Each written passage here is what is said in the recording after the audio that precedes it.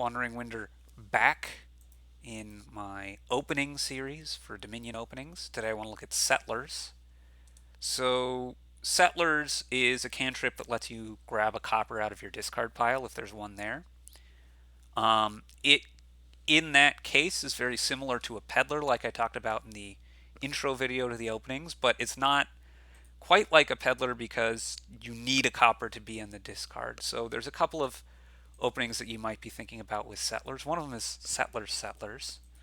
You don't want silvers in your deck or something. In this case, you really don't want to see the Settlers turn 3. You very much want to see them turn 4. Um, but because you're not adding any actual money to your deck, doing this can be a little bit sketchy. It's true you're not making your deck effectively bigger, but if you're trying to hit a price point like 5 or anything greater, it's you're not all that likely to be able to do it opening Settlers. Now, if there's a smaller price point, then that's fine. But if there's something you want that costs less than 5, you would probably have just opened it, potentially with one Settlers, which could be quite reasonable. So, yeah, the double Settlers opening is not something that I usually like, although, it's not completely unheard of. The way the math works out for this double Settlers opening, you are more likely than not to hit 5 at 56.4%.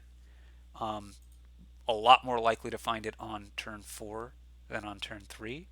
But 56.4% is not particularly a high chance. So I tend to really not favor the double Settlers opening. But if we go back, um, we can look at another opening that involves Settlers, which is Settlers Silver, which kind of splits the difference, right, between Silver and double Settlers. In this case, again, you want to see the Settlers on turn 4 rather than turn 3. You're still not super likely to hit 5. You're a lot less likely than with double Silver, but it's a lot more respectable, right? You're 79.9% to hit 5 at least once on turns 3 and 4, and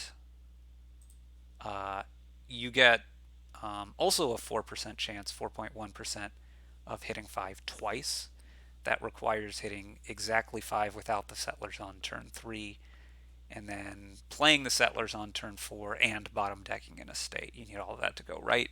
But that happens 4.1% of the time. So Settlers Silver, if you're really trying to keep thin, is something that you can think about doing. Um, Particular ways might help as well, right? Way of the Squirrel, for instance. If I find the turn 3 Settlers, I can squirrel it, and then I'm not too unhappy.